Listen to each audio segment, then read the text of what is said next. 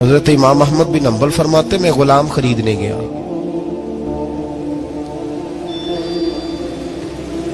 اس نے میرے ساتھ شرط رکھی کہ حضور آپ مجھے خرید کے لے جانے ہیں، میری شرط یہ ہے کہ میں دن کو آپ کی ڈیوٹی کروں گا، رات کو نہیں کروں گا۔ فرماتے میں لے آیا، گھر لا کے میں نے پوچھا تیرا نام کیا ہے؟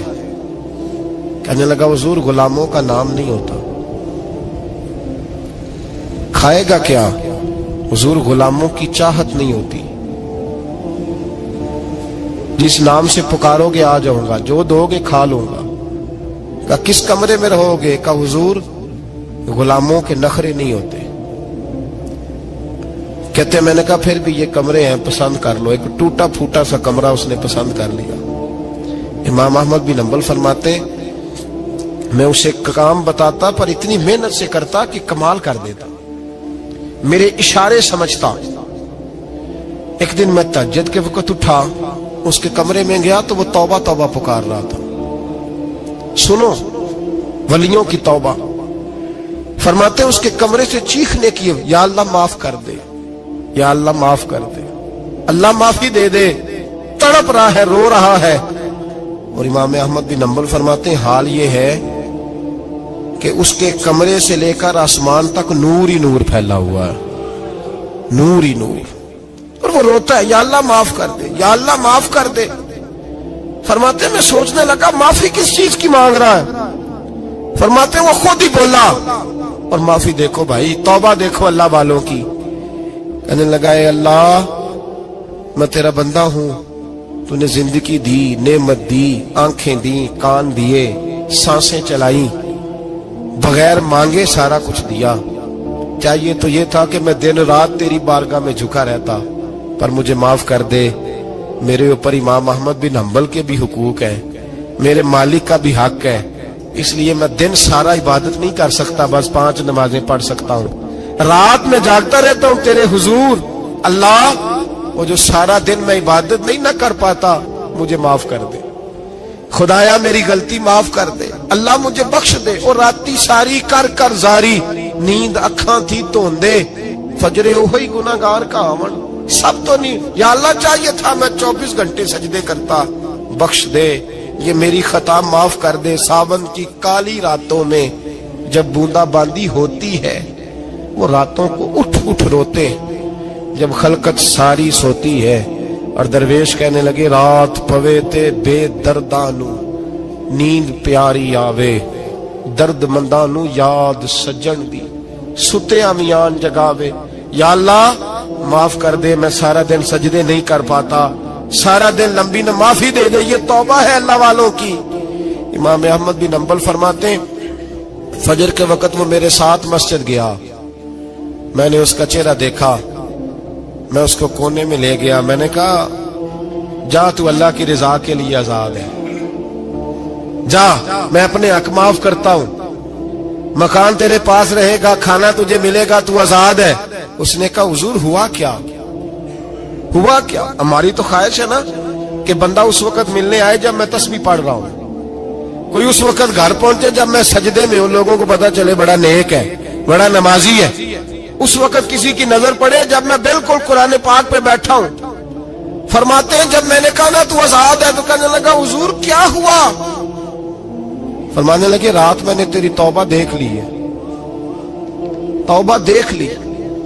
امام صاحب فرماتے ہیں وہ پھر تڑپ کے رویا، سجدے میں سر رکھا، تو نے یہ کیا عجب کیا، مجھ کو بھی فاش کر دیا، میں ہی تو ایک راز تھا سینہ کائنات میں، میں سراپا مخزن راز تھا، میں رہا تھا مدتوں راز میں، یہ تیرا شوق کے دید کشاں کشاں مجھے بھی کھینچ لایا مجاز میں۔ اے اللہ پردہ ہی کھول دیا ہے تو نے، یہ عبادتیں، یہ توبہ، یہ ریاضتیں، یہ تیرا میرا راز تھا، اللہ تو نے پردے ہی کھول دیے، مہربانی کر مجھے پردہ پوشی عطا فرما، اللہ معاف کر دے، مجھے پردہ پوشی عطا کر۔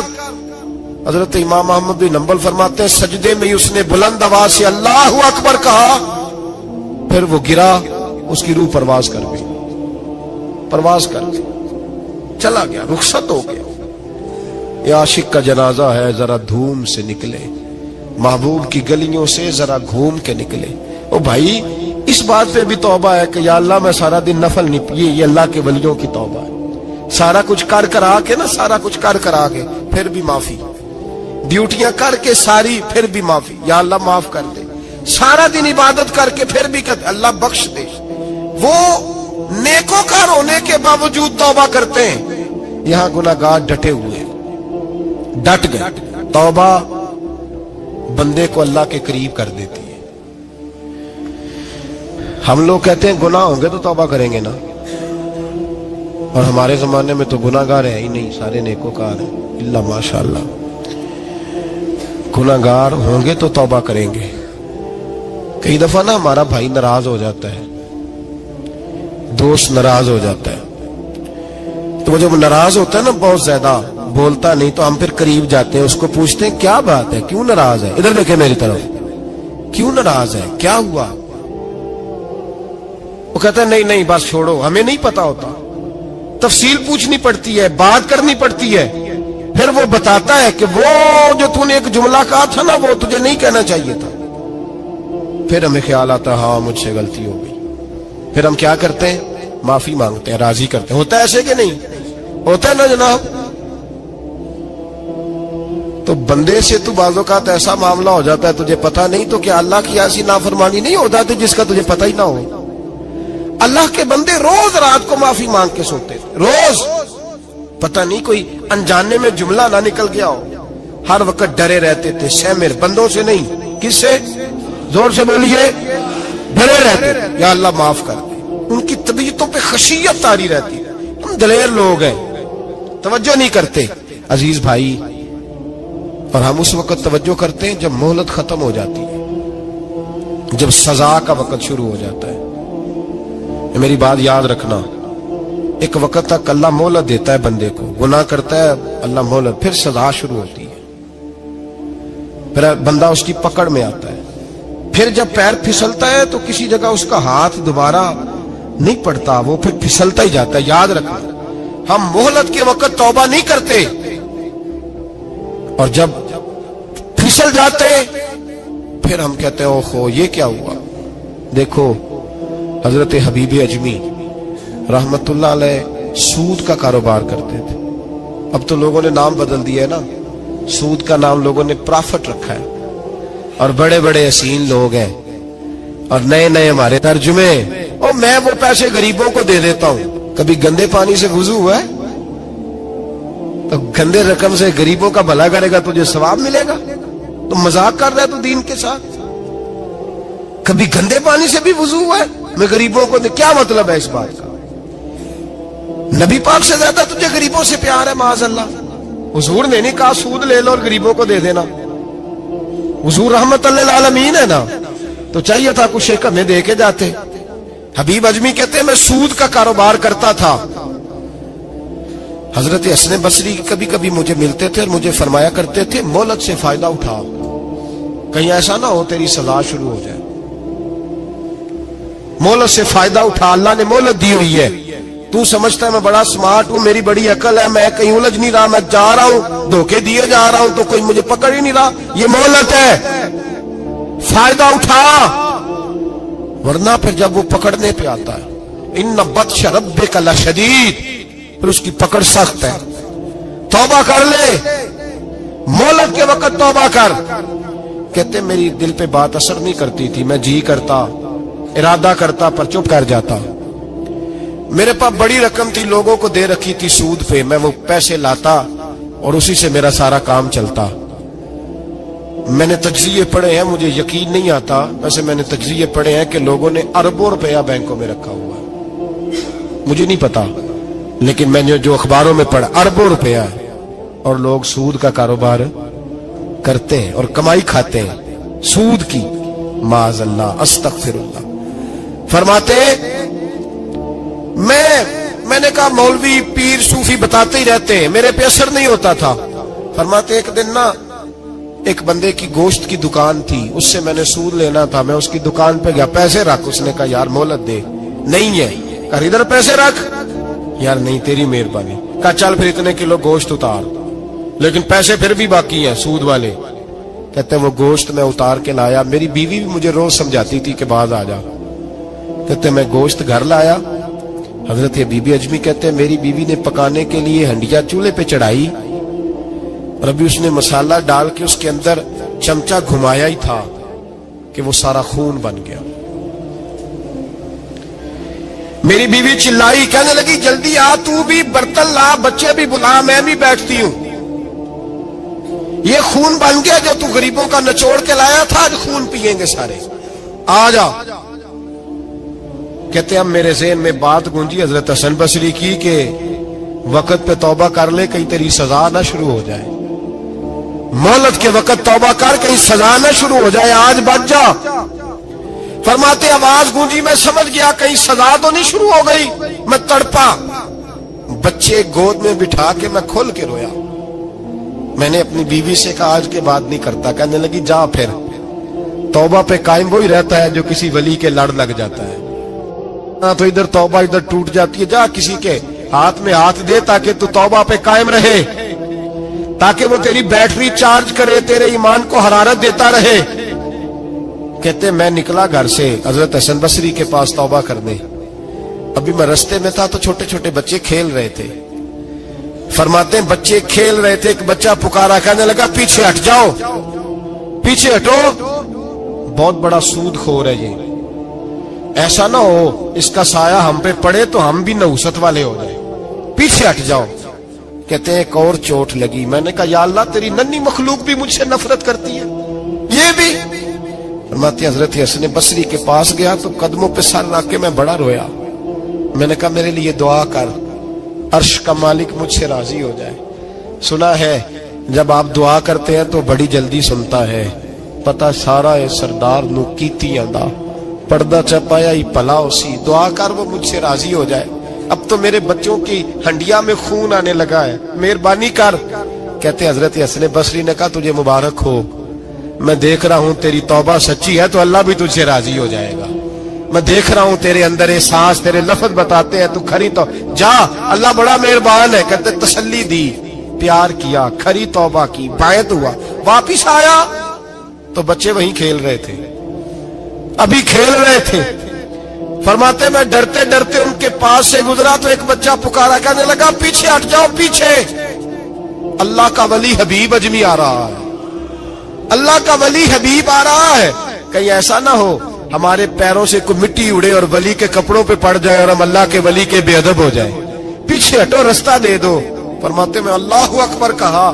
میں نے کہا مالک تیرے قربان جاؤں, ابھی میں نے توبہ کی اور ابھی تو نے اپنی مخلوق کے دل میری طرف موڑ دیے.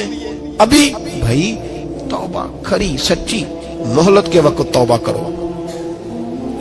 پھر جب وہ والا وقت آتا ہے نا جب سزا شروع ہو جاتی ہے پھر مشکل ہو جاتا ہے. میرے رسول پاک علیہ السلام نے فرمایا سکھوں میں دعائیں مانگا کرو, رب دکھوں میں جلدی قبول کرے گا. سکھوں میں مانگ لو, دکھوں میں جلدی قبول ہوگی. تم صرف دکھوں میں مانگتے ہو پھر حکمت الہی کے تحت دیر ہوتی ہے. بھائی پہلی ولی کی صفت یہ ہے کہ وہ توبہ کرنے والے ہوتے ہیں. ولی کی پہلی صفت کیا ہے؟ اقبال نے کہا تھا, اس نے کہا مرید سادہ تو رو رو کے ہو گیا تائب, کاش اس پیر مغاں کو بھی مل جاتی توبہ کی توفیق. اس نے کہا اللہ کرے پیر بھی توبہ کر لے, مرید تو بڑا رو گیا بیچارہ, اللہ کرے یہ بھی توبہ کرے, یہ بھی باز آئے. توبہ انسان کو نوازتی ہے ہر وقت, ہر جملے سے, ہر بات سے. اور ایسی غلطیاں جن کا ہمیں پتہ ہے ان سے تو کرنی ہے, جن کا نہیں بھی پتا ان سے بھی. اب کیا کریں؟ التائبون العابدون, اب اللہ کی عبادت کریں. ولیوں کی دوسری صفت کیا ہے؟ وہ اللہ کی. ہمارے زمانے میں نفلوں کا رواج ہی ختم ہو گیا ہے. عصر کی پہلی 4 سنتے ہیں, عشاء کی کتنے فیصد لوگ پڑھتے ہیں؟ ہمارے بزرگوں کا طریقہ تھا, گھروں میں حجرے مخصوص ہوتے تھے. نبی پاک صلی اللہ علیہ وسلم نے فرمایا گھر کو قبرستان نہ بناؤ, کچھ نوافل گھروں میں بھی پڑھا کرو.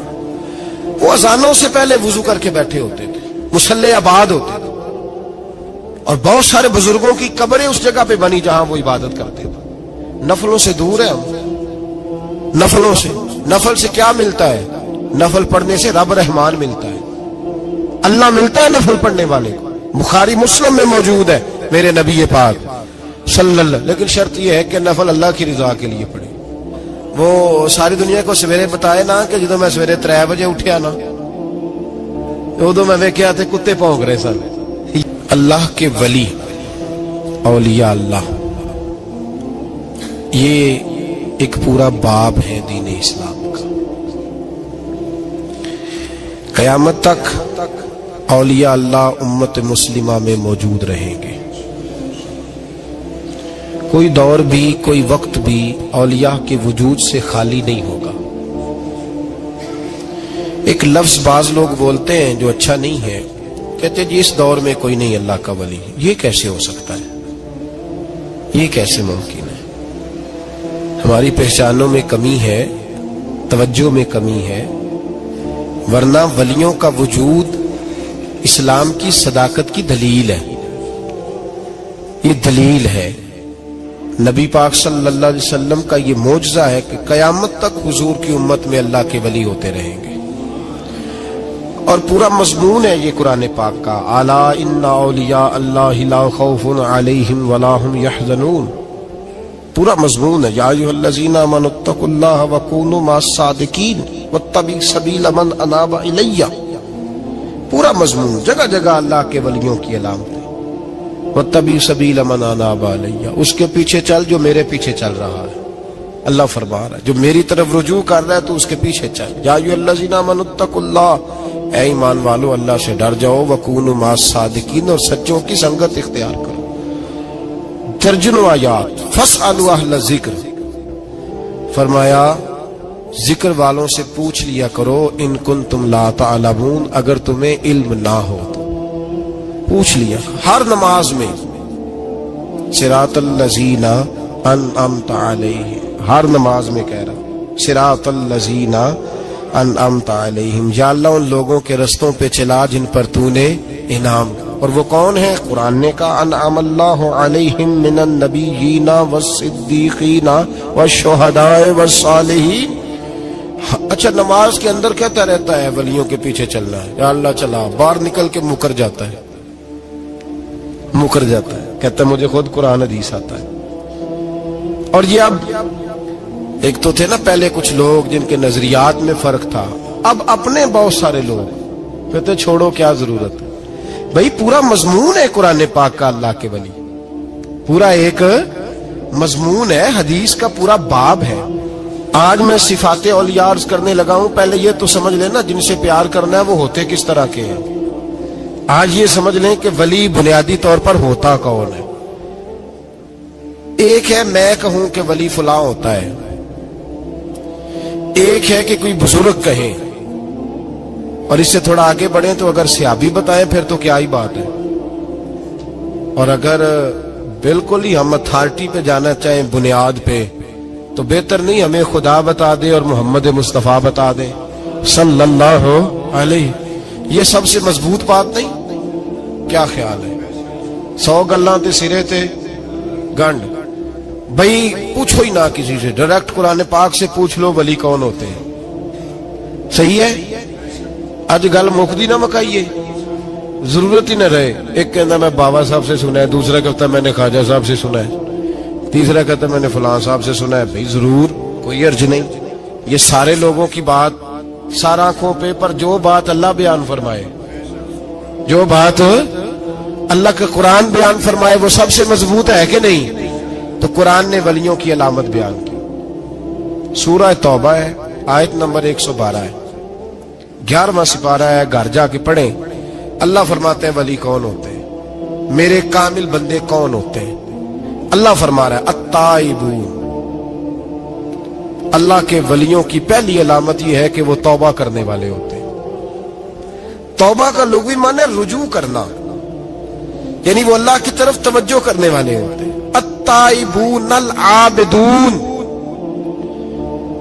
وہ توبہ کرنے والے ہوتے ہیں اور عبادت کرنے والے ہوتے ہیں. پھر فرمایا العابدون الحامدون.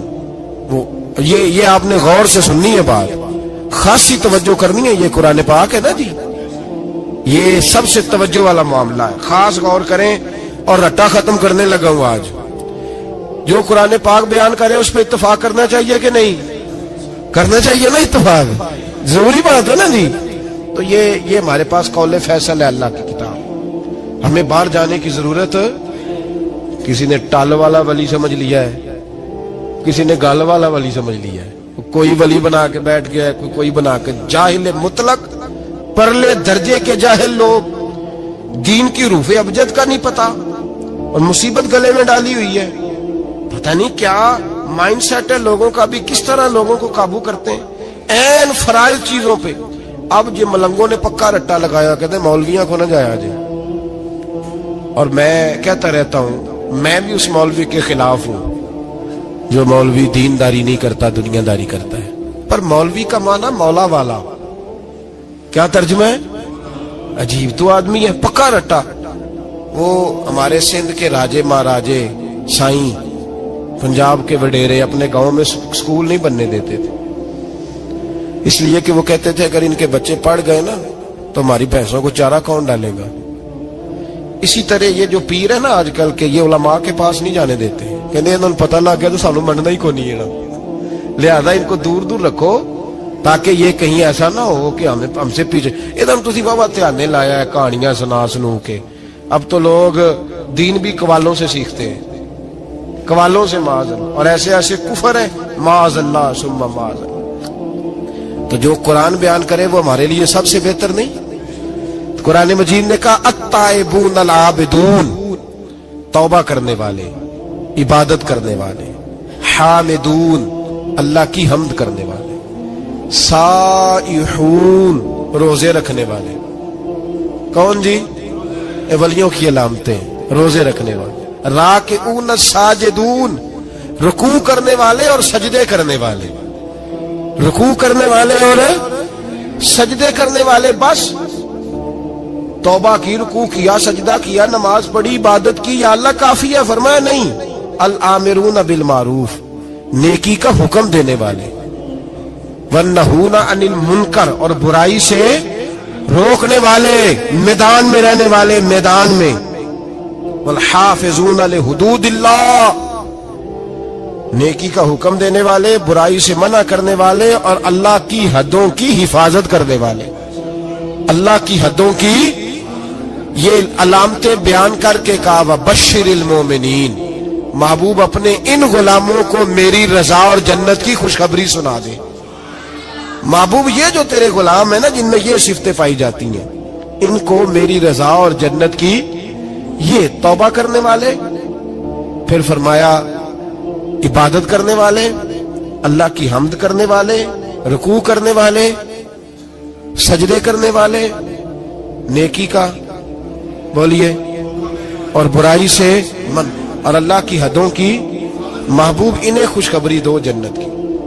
انہیں توبہ.